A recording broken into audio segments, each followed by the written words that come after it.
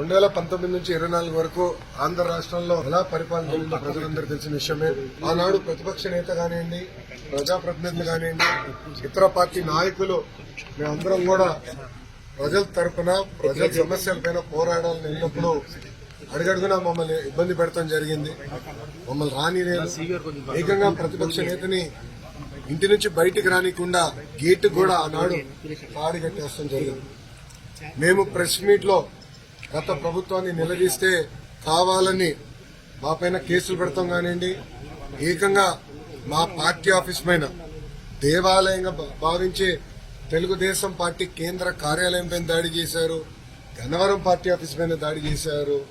ఇట్లా ప్రతిరోజు ఒకరిని జైలుకి తీసుకెళ్తాం, మా పైన దాడులు చేస్తాం.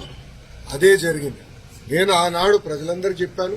దాదాపు 90 బహిరంగ సభల్లో, యువగలం బహిరంగ సభల్లో ప్రజల ముందల ఎర్రబుక్ చూపించి ఏ అధికారులు వైకాపా నాయకులైతే చట్టాన్ని ఉల్లంఘించి ప్రజల్ని, తెలుగుదేశం పార్టీ కార్యకర్తలు ఇబ్బంది పెట్టారో న్యాయపరంగా వాళ్ళపైన చర్యలు తీసుకుంటా వాళ్ళని వదిలిపెట్టనని ఆనాడు హామీ ఇస్తాం జరిగింది.